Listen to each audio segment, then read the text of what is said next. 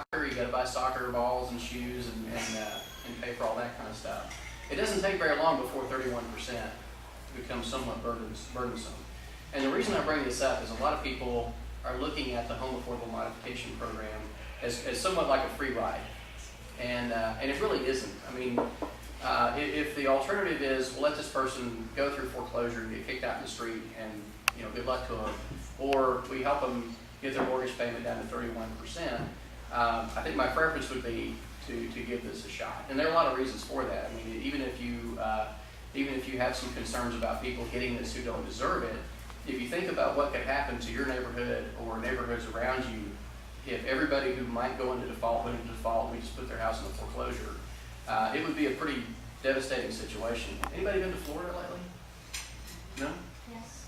Yes? Okay. Michigan. Michigan? Yeah, Michigan's pretty rough.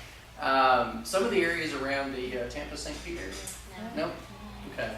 I haven't seen them personally, but friends of mine tell me that there are literally entire neighborhoods where the loans that were originated never actually closed because probably was some fraud involved, but there are literally maybe 3 or 4 families in neighborhoods or subdivisions full of 200 people. There was actually a pretty famous, well, not famous, but a story that's getting a lot of attention recently about a retired New Jersey fireman.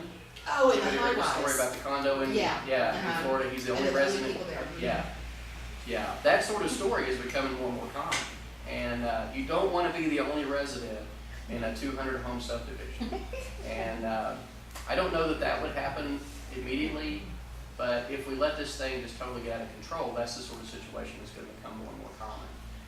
And Okay, well then I have a question about that. I was on vacation recently, and where I was at, there's a lot of vacation homes, all second homes. A lot of things were in foreclosure, or they were short sale. Right. And I had gone specifically to look for a vacation home. But I was just really shocked to find out that the banks just are not very cooperative. And a lot of times those deals take weeks and weeks and weeks, if not months, to close. Right. They don't get back with you on if you extend offers. And I don't understand if they do have these properties that they need to get rid of, and there's people willing to buy them, why is there such a hard time turning this stuff over? well, actually, there's several reasons for that.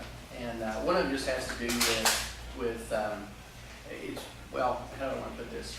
It's difficult to make a decision on individual property without having more information. And the reason I say that is, if I'm a bank and I'm servicing a loan, which means I don't actually own the loan, it might be an FHA loan, it might be a Fannie, or it might be a Freddie, and I work with the borrower to sell this property through a short sale.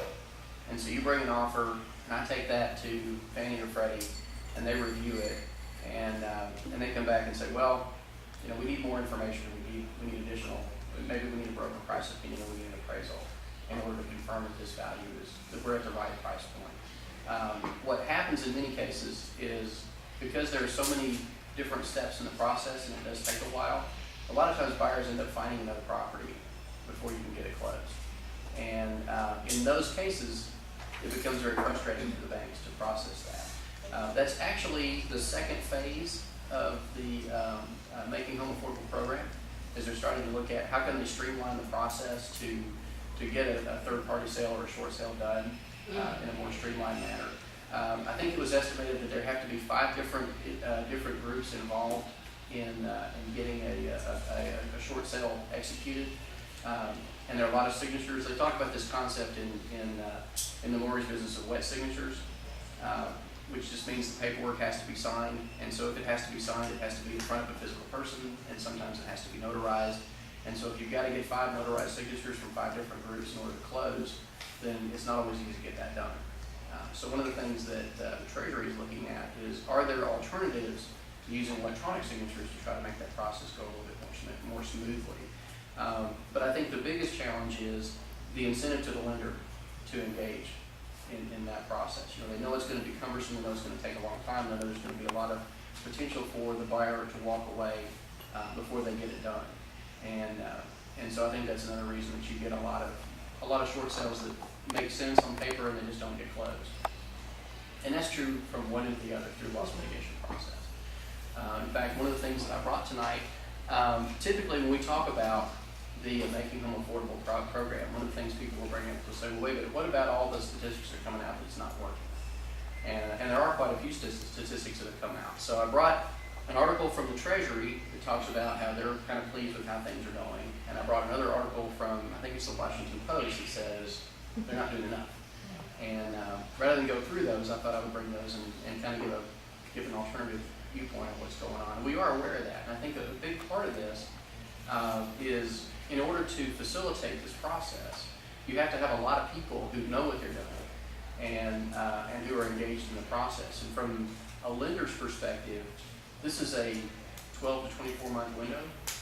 And so if I staff up to a point where I've got 2,000 people who are now trained on how to process loss mitigations, and I pay for the systems that need to be in place in order to process those, I'm doing this for a 12 to 18 month period. And interestingly enough, a lot of consultants are saying you absolutely need to do that. And one of the things that came out in the Treasury's, I think it was the Servicer Performance Report, I think is what they called it, came out just a few weeks ago.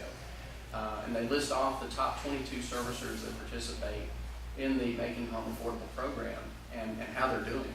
And Bank of America, for example, has turned about 4% of their loans that are eligible for this program into an actual modified loan. Whereas I think it's Chase and Citibank are closer to 22 to 25% in that same time frame. And one of the things that some of the mortgage consultants have suggested is that the value in getting up into that upper echelon of those 22 lenders is significant from a political perspective, from a customer service perspective, that spending the money now, even though it's a short time frame, will ultimately be worth it to you as a lender in the long run. You don't want to be one of the lenders in the lower 22 when the economy turns around and people are looking for a lender they're going to go trust their home mortgage to or trust another consumer loan to. And so, I don't know. I mean, I think that there may be some validity to that. So the first step in getting to the 31% is to, if you have a borrower who's in what we would call an exploding arm, which means they went down and they talked to a mortgage broker who said, you don't need income, you don't need any help with this, it's just, we're going to get you into 2.5%, you're going to be in great shape. And there were a lot of people in this situation. A lot of people from all walks of life, particularly lower income individuals who weren't as sophisticated perhaps as they might have been. We've talked to a lot of people who a lot of the bilingual counselors have suggested that in the Southwest, there were a lot of circumstances where a Spanish-speaking American went to their lender, the guy turned the paperwork around and said, sign here, your payment's going to be this, and they had no idea that the payment was going to change in 12 months and was going to go up. And we can discuss whether or not, should you cite anything that you don't understand? Is that, there are lots of different ways we could go with that discussion. But I think there were a lot of people who either because they were hoping that somehow their circumstances were going to change, they were going to be able to make that mortgage payment, or they didn't fully understand what they were signing, got themselves in over their heads. And so the first step in the modification program is to correct that and put them into a fixed rate at a current market rate. And so what the lender will do is they'll do that first, and they'll also do what's called capitalizing the missed payments, which basically means they take the current loan balance and they add all the missed payments, they add all the taxes that might be in arrear, any tax penalties, and say, okay, this is your new mortgage amount. And then they say, so at a market rate today on a fixed rate mortgage, let's say it's 4.5%, then does that get you to that 31%? If it does, then we're done. You basically get a refinance and you walk down the road with the same